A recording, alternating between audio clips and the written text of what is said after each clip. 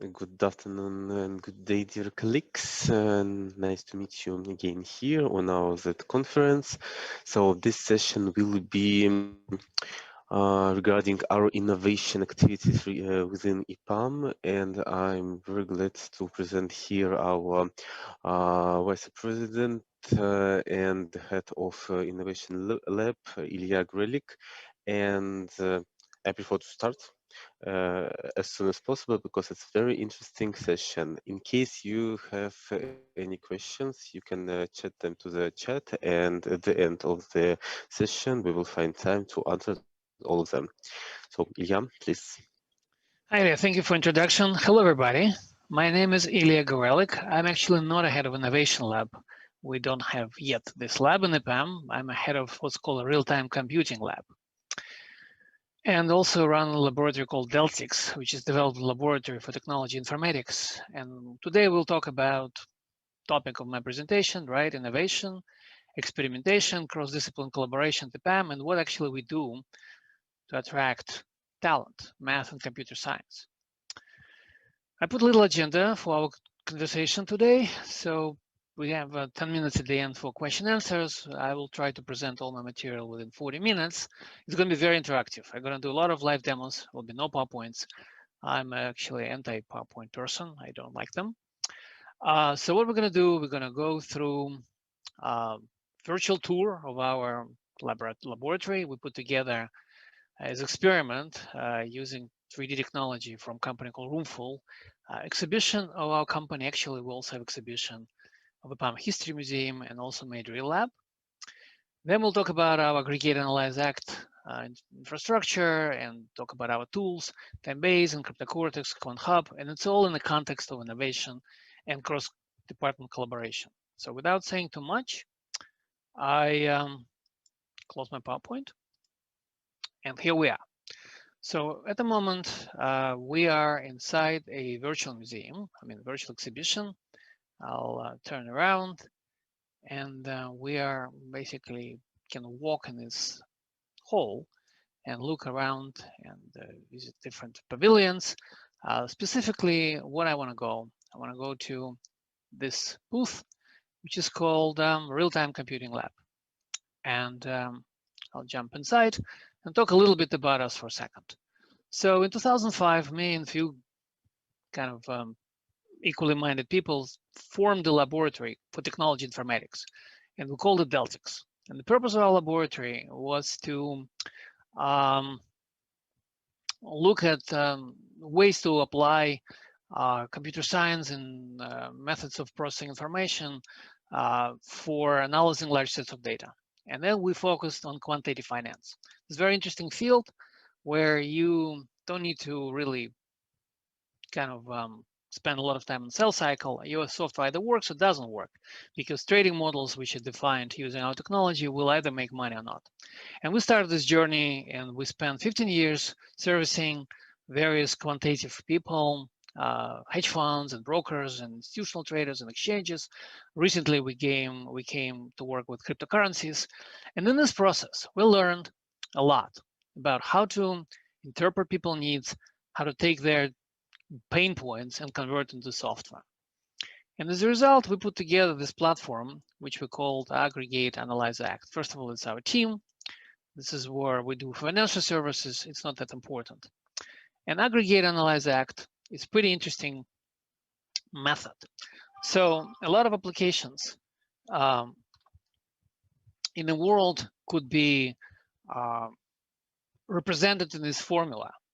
So first, you aggregate information. We aggregate in real time data from multiple exchanges, and we had to master this technology to consume millions of events per second.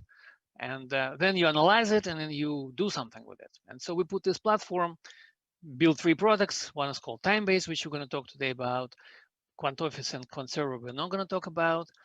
And the reason I'm bringing it up, because a lot of collaborations and a lot of cross-boundary kind of activities we had to take in order to master this field. And in general, what you see in front of you, right, this 3D museum where we can go in any booth. Let's say, for example, we'd like to go to, let's say, Quant Office Pavilion or Time-Based Pavilion. And as we go, we will be able to collaborate with people. So for example, inside Time-Based, we can reach out to Time-Based product manager, Matthew, and talk to him. So this tool is definitely something for us to consider for later conversations, but I definitely advise all of us and you visit this place called EPAM.exhibition.net and visit different virtual exhibitions which are available here. So I showed you this thing, and we've basically went through sort of introductory demo. And the story, like I said, this is a commercial site called celticsio.com, which represents all our history. And we've been acquired by EPAM in 2020, and in the last 14 months, applying our sort of product-centric mentality to solve EPAM's problems. And we work actively in many different implementations, mostly in, again, through this aggregate, analyze, act kind of ecosystem. So you're definitely more than welcome to visit celticsio.com, but recently we decided, just give me 1 second, I'll block my cell phone. My apologies for making all this noise. Right. So recently, we created additional representation of EPAM sort of group for innovation. We basically took this development laboratory from technology informatics and built this website called celticsio, which I definitely also would like you guys to look at. And the theme for this site is, as you can see, is a Conway single cell automata kind of program called Game of Life, one of the first computer games, which actually doesn't have any players at all. And we basically use it as a theme for the site. And as you scroll, you can see information about us, who we are, right? We are a development laboratory for technology informatics, which is basically purpose of this is to fuel different innovative activities and work across departments. For example, we work with IMF deal project with a group from Boris Schneider team, and we work with other teams within the EPAM. And historically, we created all these products, right? Cryptocortex and Time-Based and Market Maker. But most importantly, all the skills and all the knowledge which you acquired, we're applying right now for bigger EPAM community. One interesting thing, for example, if you go to feed, and the very first thing you will see that we are sponsoring this computer science competition. So if you go to the place called Code Forces, let me just go here. And this is just a community of computer scientists and engineers who program, it's called sport programming, right? They participate in different events, Olympiads, and as you can see, we're sponsoring dedicated round, which is going to be on Sunday.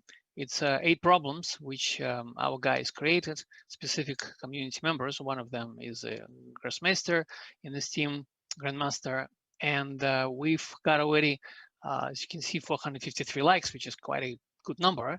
So there will be, last time we did this event was around 10,000 people participated in this competition. So this is obviously something very cool because all these people then available for us to talk to them and potentially recruit to our team. So this is just example of what again EPAM does to promote innovation. Now I'd like to talk a little bit about specific products. So as you heard me talking about aggregate, analyze, act, the very first step is aggregate. And so we actually built our own database and our messaging middleware. Like when I was working in the quantitative finance area, we created this product which is competing with a multitude of different players. For example, as a message broker, we kind of compete and cooperate with Kafka and RabbitMQ. The difference between us and all these tools that we are probably 10 to 20 times faster. We specifically designed for ultra low latency. So tick to order time in our system is 10 microseconds. So as you can imagine, if you process millions of events per second, it's a very specialized software which is used in high frequency trading.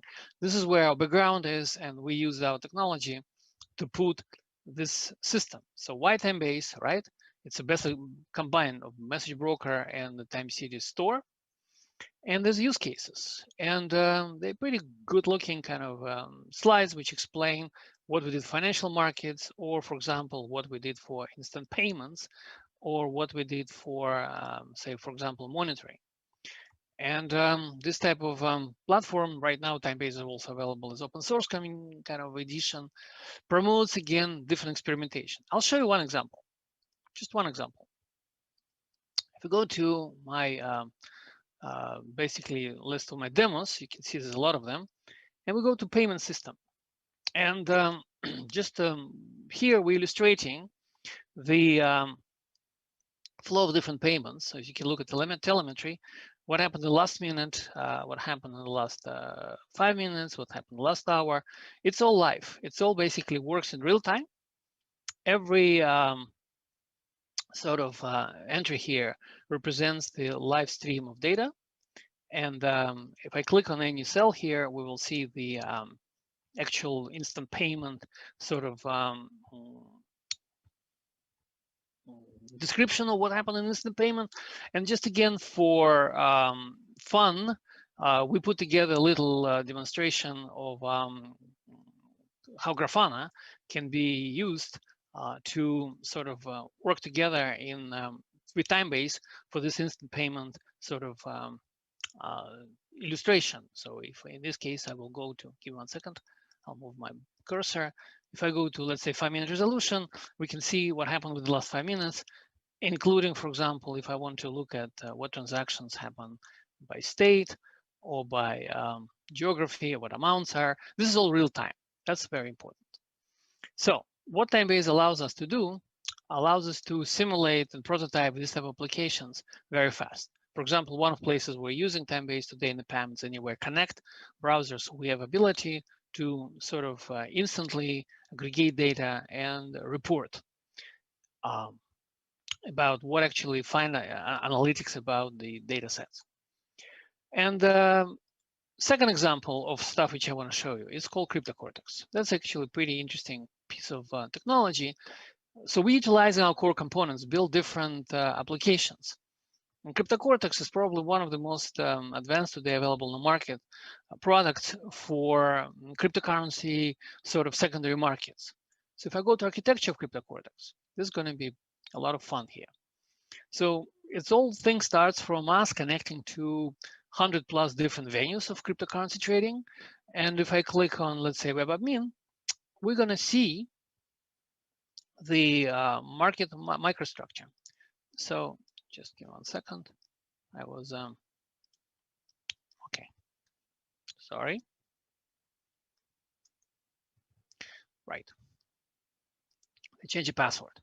So if I go right now to, let's say, all these exchanges, right? So let's say I'm going to Binance or go to bitsynapse, and I click on command inspect, then what we see is all in real time, 24/7, with millisecond time resolution. We're aggregating market data, which comes from this particular venue. So if I double click on any of these sort of cells, we see the JSON representation of this object, which then we stream to Python, R, or any additional code. And this all happens in real time, 24/7. And if I go to, let's say, Bitcoin USD, and I want to look at chart, then I'll just tell system, hey, you know what? Give me, please, historical data, which is happening in real time. And I'm connected to public internet, and that's basically really publicly available data space.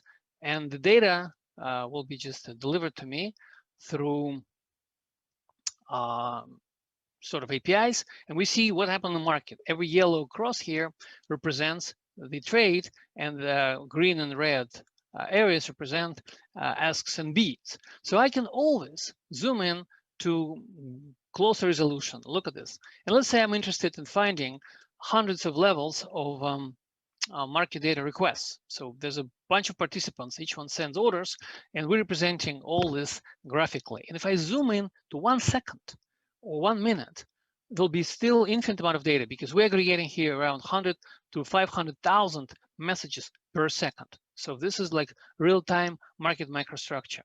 And every line if I get closer and closer to the origins of the data, it shows how long this order was in action. So we can see right now between like 10:26 and 26:25 seconds and 14 seconds, this is all what happened on the market. And this is just one exchange, and we connected to hundreds of those. And without speaking too much, let's go to actual cryptocortex trading front end. Just look at this, guys. This is the trading front end, which users of our system, and we've got thousands of them, see in front of them. So let's just look at what actually happens here. Let me change the view. From trading view, I will go to our on price chart.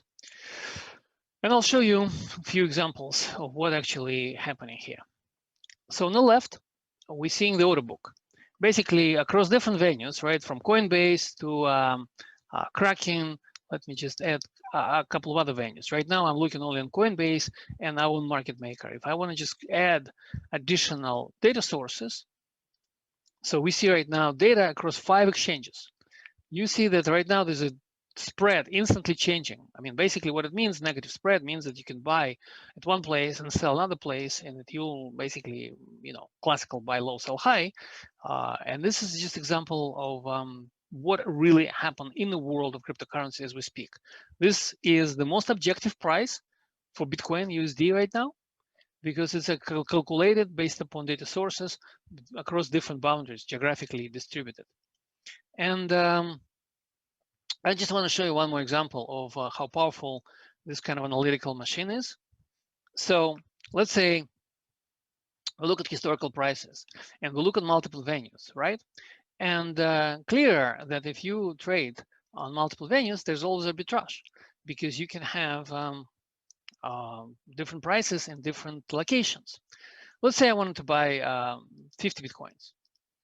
And if I say that I want to buy, I mean, of course, it's a lot of Bitcoins, but let's say I'm going to buy 50 of them.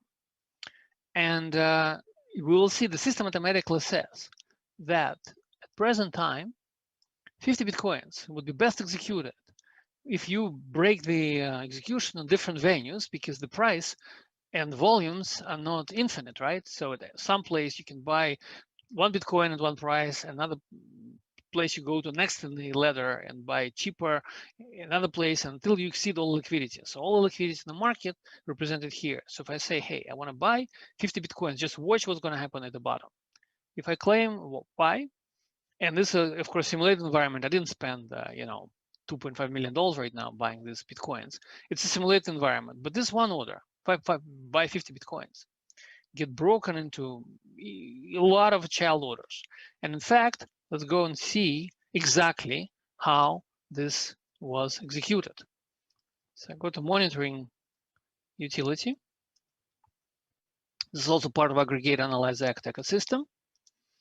And we'll go right now to, let's say, by the way, today we run 25 million orders already. And I go to one order out of 25 million. This is the one you and I did a second ago. And I find this order. And I would like to zoom into this order deeper. And here we are.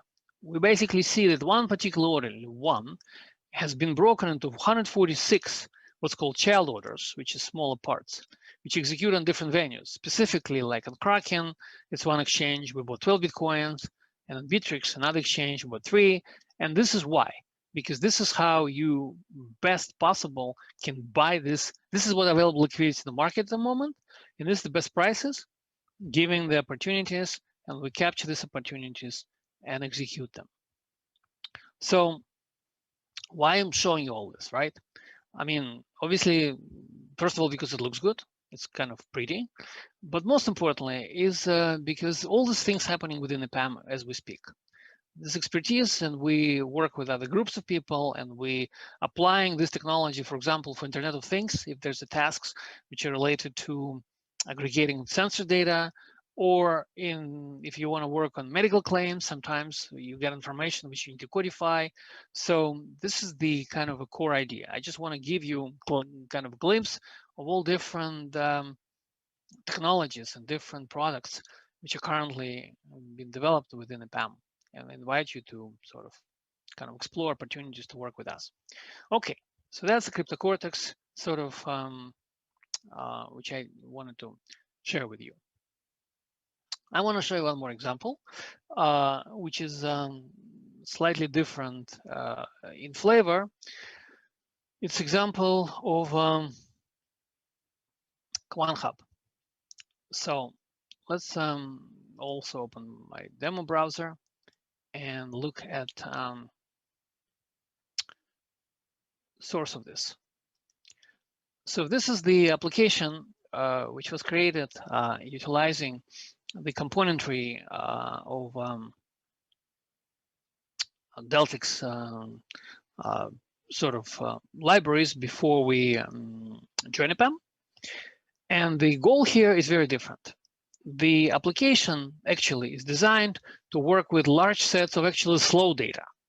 So the task here was to help International Money Fund to source huge sets of data from 20, like they create data products, right? It's very fashionable today, create the products around data. And they source this data from multiple suppliers. And then they need to clean this data and then you transform it and run analytics and do all this good stuff. And there's a standard in the world called SDMX, Statistical Metadata Exchange. And we kind of took advantage of this protocol and created this sort of prototype or demo, which allows to simulate and execute this process. And so there's a different, first of all, conceptual elements in the system. And there's a concept, for example, loading dock, where different files are kind of available for consumption, and these files go through different parsing. Like if you want to look at the source of data, you can definitely preview this data. In this case, the data comes from a data source called Eurostat. And once with data is sort of put into repository, then there has to be a very important process of translating this data. So you get data from data source, you basically then map it to dictionary, which is defined in this kind of a catalog called dictionary definitions. And once you map this through quite advanced process of mapping. So if we go to this place and make it bigger, the mapping rules are quite advanced. So in this particular case, you need to create the, like in this file, in this particular file is around 1 million rows. You go for every cell and you map it to the dictionary and you filter what fields you want to keep, what not, and what you do with unmapped tokens. So you can either skip them or retain them or interrupt the process. And once you finish the map, then the cool things happen. So I'm going to show you like this particular data set, which I created. And we start from this data explore process, where first of all, very useful functionality. Every column, right? Every value here, let's say country, but this is a highly regulated environment. And if I go and I want to understand where this word came from, like for example, this particular token, right? This North Macedonia Republic of, it belongs to, for example, dictionary of different countries. And this is country codes. And you can't have any other country other than from this code. And depending on the source of data, if source of data Eurostat, then country would be mapped one way. And if source of data is, just give 1 second, for example, different data source, and country codes would be completely different. And this is just only one example of country codes. For every field, for example, what is the indicator, right? If I go to this field, and by the way, every time I click on anything, you immediately see preview of this data, but I want to understand what this indicator came from. And this is all a list of, huge list of all these indicators. There's thousands of them from thousands of data sources. And for example, for Eurostat, this indicator is mapped as like anonymous CPs, and from other places for some other things. This is the system that enables us to aggregate all this data and then visualize it. And most importantly, I'm going to show you two very cool examples of what can be done with this data. First of all, we go to, let's say, pivot desk. Here, we've got the data, and we can easily sort of define how we want to look at it and create this pretty cool visualization capabilities, because this is time series data. There's a lot of it. And let's say I wanted to create dynamic dimension where instead of being here at the top of list indicator, I'm just going to drop it. And let's say I want to drop it below the country. So as soon as I do it, the system completely repackages, and now I see all the indicators, and for each of them, the raw data. So if I'm interested only, let's say, in top 2 or 3 of them, then data immediately will be recalculated, and I get only 3 of them left. And of course, it's like a pivot table. If I want to switch countries or move them around, put them below indicators, this is all totally workable thing. It's one example, but the more interesting example is Analytical Studio. This is where we're really proud about, because this is the very cool application. Let's say I'm going to get rid of a couple of dimensions because I don't need them. And let's say I'm interested in alcoholic beverages from, let's say I'm interested in only one country. I just would like to limit everything to Luxembourg, which is 137. Let's say I'm just interested only in one country. And go to alcoholic beverages from Luxembourg, and I want to add it to my dashboard. I just drop it here. This is it. This is my chart, and you can see it. Now I'd like to apply analytical functions. Look at this beauty, guys. I've got library of all analytical functions. Let's say I'm interested in future extrapolation. So I'm coming here and I want to extrapolate polynomial extrapolation. There's a bunch of math libraries, which we also created. And as soon as I did it, as soon as I applied it, then we created this time series data. Here we are. This is it. This is polynomial extrapolation of alcohol and beverage consumption in Luxembourg. We predicted what's going to happen 22, 23, 24, 25, and so on and so forth. And now look at this. I'm going to click on this Analyze in Python.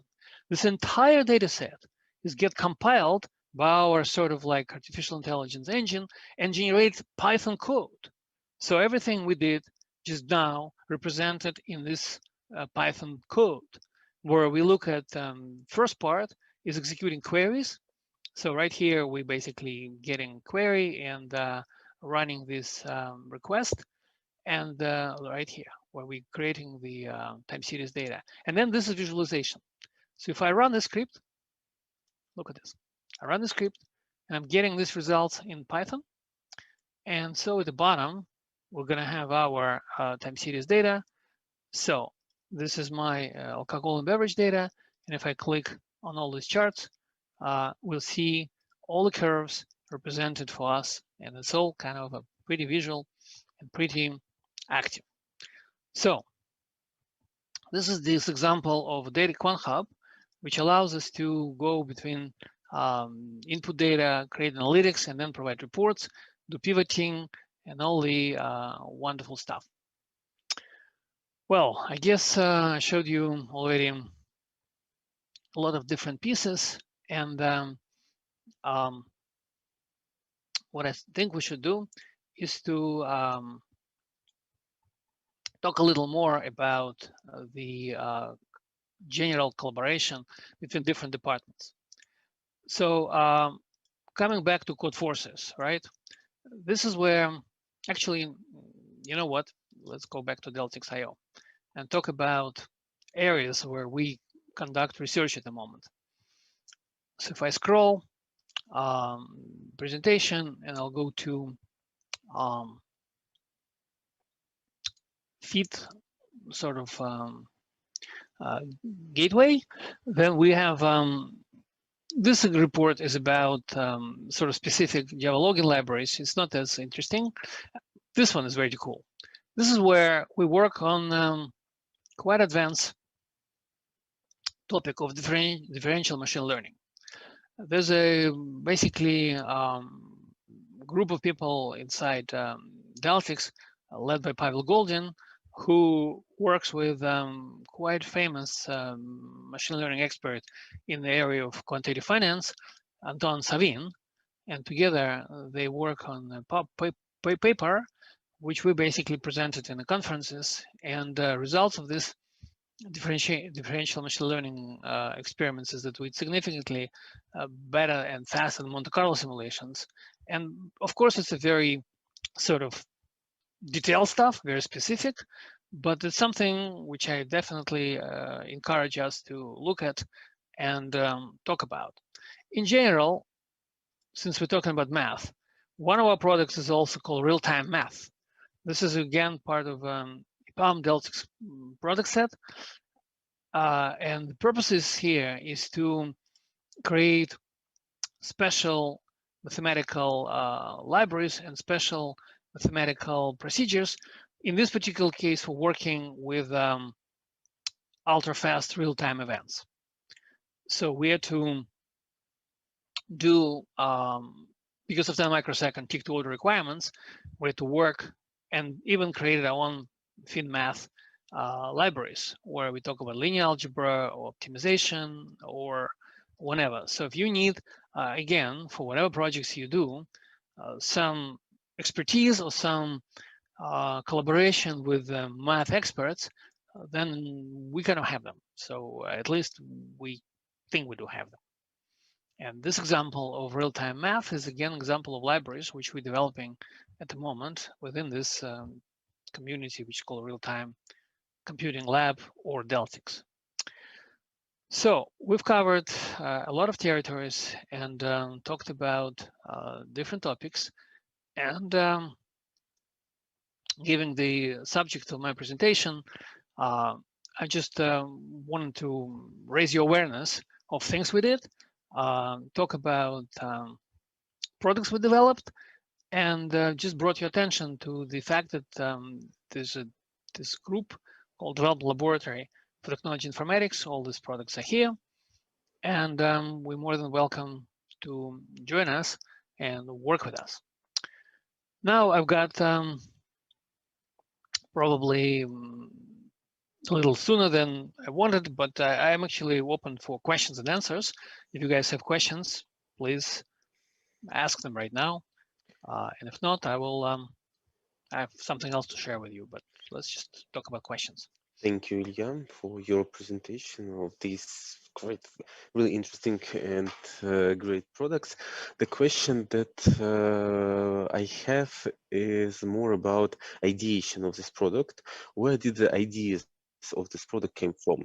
So interested in what is the process from idea to these real products? Maybe some examples. Sure. So if we zoom in into history of, let me just bring you one presentation which defines who we are, right? And I'll explain about our ideas and about where they came from. Mostly all the ideas came from clients. Clearly, Deltics and our way of doing things. Right, let's go here. It's had the two steps. First, in 2000, I had my own kind of vision of what world needed. I always felt that what was missing in the world, the place where you can have information and analyze it without too much programming. So what's today called low-code development, no-code development. 20 years ago, we built a product called Index after information decision execution, and we built system for generic processing of sort of structured and unstructured objects. And then we start talking to clients and asking them what they need and what they don't need.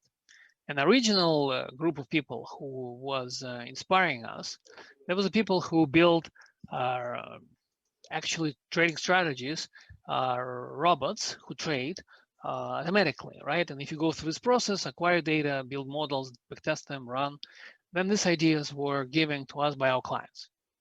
And that's basically always the two-step process, right? First, you create something, you propose some idea, and you show it to the market. And then market accepts your idea, tells you back whether you're good or bad, and give you requirement, and then ideas have to be refined. 80% of our developments were dead born. I mean, they were not taken off. We built software and we showed it to market and people didn't like it. And quite frequently you feel, here you are, I've got this golden ball. I know exactly what needs to be done. I had a very big example with a product called Tandem Trader. We knew that we're going to build this, it's going to be definitely home run. It's definitely going to be a winner. Product which would allow people to program strategies without programming. We put it, we gave it in the market, and it was very cold response. Something was missing. So summarizing the answer, most of ideas come from combination of us talking to clients who express some need and us reflecting on this need, proposing some solution very fast and giving to clients and then hearing their responses and topic how we met their expectations or not. And that's pretty much how it was. And because Yeah. we're a commercial company, we had to sell this software. There was no better way to learn whether you're right or wrong. If people don't buy your stuff, I'm sorry, you're not good. I hope Yeah. I answered your question. Yeah, totally. Another one regarding the team and development. How big is the team who created all these solutions, and how much time it took? So we Yeah, understand that it's continuous development, but the right, history is interesting. right. Well, it took us 800 years, as you can see right now, a lot of time. So basically, team was around 90 plus people. Right now, it's more than 100, and we're hiring actively. And thanks for EPAM, uh, multitude of projects and multitude of engagements. I mean, we are growing as fast as we can. I mean, you know better than us that it's difficult to find talented people today. So we have got around 100 people who represent very good news is we have critical mass of a particular way of thinking, and we're trying to retain this kind of product-centric, IP-centric mentality. So there was around 100 people working over 15 years. So you can imagine it's a lot of, I mean, obviously not 100 in the beginning. So it was from 20 people to 100. And so that's how we created all this stuff over years and changing them, right? I hope I answered the question. Yeah, thank you very much. So you said that we are a commercial company, yeah, and we are for the have commercial purposes. But what is your opinion? Why does EPAM support such kind of innovations? What is the reason? Oh, well, we definitely were a commercial company in the way we're still selling our licenses, right? We generate not, of course, nothing even remotely as comparable to EPAM success. We generate around 10 million revenue. The good news about this revenue, it's a recurring revenue. It's a very sticky sort of our clients. They use our licenses and we don't need to do anything for that. It's just money which come to us. But why EPAM needs us? I don't believe because of revenue. It's a joke. What we do, it's probably 1 minute of EPAM revenue is what we generate for a year. I mean, I'm kidding, but you understand.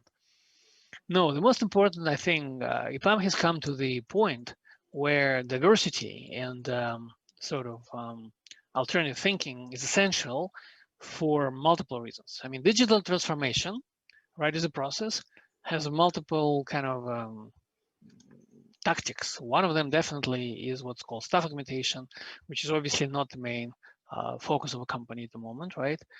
Mostly we're going to learn in a domain specific areas and produce value with the help of specialties, like accelerators is a very hot topic. So a lot of things we develop act as accelerators, but we're going deeper and we're trying to create this reuse and trying to create focus, which is basically intertwined with creation of intellectual properties. So the reason for us being inside EPAM at the moment is to catalyze, sort of attract talented people who like to work on products and to accelerate and create minimum valuable products for initiatives which are not always clear, right? In many cases, you need to build prototypes and build initial sort of embryonic solutions before you kind of see what happens. So that's the purpose. So main word diversity and the reuse and focus on sort of stable, reusable accelerator kind of intellectual properties. Okay, thank you. And maybe the last question from another stream, but I think it can be good related to this data product. What is your opinion regarding your experience working with client? What is the best approach in nowadays, data-driven or to be a data-informed company? Whoa, very interesting question. Data-driven or data-informed? Well, first of all, there's a kind of overlap between these two concepts as far as I feel. I personally don't believe that data has to be the only source of decisions, right? I mean, as you can imagine, we've been doing aggregate analyze act for all our life, and many times you feel like you nailed it and you have the golden strategy. But the beautiful thing about financial markets, which had drawn a lot of my learning and experience, financial markets are unforgiving, right? You're either making money or you're not. And guys, you wouldn't believe how many clients of Deltics lost the game. I mean, if I ask you how many hedge funds who build trading strategies survive more than 3 years, you would say, I don't know, probably a lot. The bottom line, that typical duration of Deltics client was 3 years. They all die. 99% of our clients died after 3 years because their models wouldn't work. They wouldn't generate enough profit to their investors, and investors would have to stop investing money into these funds, right? We always work with institutional funds. We never work with retail. We never work with retail people because I don't want to see people losing money. It's gambling. So institutional clients, hedge funds, and money managers, that's their business, right? They're professionals. They get money from the investors. Those people who are best and the best, who's supposed to be the most educated people, still 90% of them couldn't last longer than 3 years. Guys, what does it tell us? It tells us that humans and intuition and innovation still super important. So if you make decisions only on the basis of data, you kind of screwed in my financial world. Pardon my English, because all the strategies, all these wizards in machine learning, all these wizards in computation, you can imagine these hedge funds attracting the best and the best mathematically powerful people. They taught us that they couldn't make decisions data based only based on data. So I guess this is my answer, right? That it requires. Thank you. Yeah. And we received another question from our guest is regarding our practices of using artificial intelligence or machine learning technologies. Do we use it a lot in our products? It's like, what is our experience in this one? Maybe names of some clients. You mentioned World Fund, maybe some another one. Yeah, for MF, we don't use AI. They don't need it. We are definitely seeing the huge interest in AI as we kind of imagining, because it's a chicken and egg, right? If you used 10 years ago AI and you have data sets which are measured in, let's say, billions of data points, and AI is as good as your training data, right? You need to train your models first before they start doing something and train themselves or train you, right? So if your data, which this model is used for training, is not representative, or it's overfit, or it's sort of skewed, then the result of this training will be, decrepit models. They will not be performing adequately. And which I saw in my market, definitely, most of machine learning funds were not even reaching their, 2-year anniversaries. And recently, machine learning as a science and the data as a technology has started being more mature, and it creates new promises. So it's obviously, positive feedback, right? It's self-ignited sort of loop. So I personally believe that today there's definitely more opportunities for machine learning. We specifically at Deltic started to pay attention. Like I showed you this investment we did. And in fact, I'm working right now on a commercial product which is supposed to generate trading strategies for like a certain class of instruments automatically using machine learning techniques. So I'm obviously bullish on machine learning, but I don't believe it's going to be applicable to everything. And it's going to take a lot of time. And you need to know a lot about domain to supply your intuition. Okay? Yeah. So, and the last one question for today totally, is regarding your answering, and you mentioned that digital transformation is one of the root cause for creating these solutions that you mentioned. But what do you think about other important components of digital transformation apart from the toolset? Guys, seriously, I'm not the best person to talk about this type of stuff because I, like as you see, very sort of hardcore technologists, right? I'm like living in the world of software creation. And the digital transformation is a more like a methodology strategy. It's a more like, I wouldn't call it philosophy, it's a method. And so we probably have better people to comment on other elements of digital transformation. All I know is that computers and software sure will help people to solve their problems. Whether you call it digital transformation, or you call it modernization, or you call it whatever you call it, the goal is clear, right? We need to build better systems which help people do what they do, and hopefully keep people busy, right? As opposed to being like onlookers and see how computers do things, and we just watch from the side. Okay, so everything is about people. Right. Yeah. So, Ilya, thank you very much. It was the last question. Thank you, colleagues and our guests of the conference for your attention and your questions. So, Ilya, thank you very much. You're welcome. Thanks. I hope it was helpful. Thank you. Thank you. Bye bye. Bye.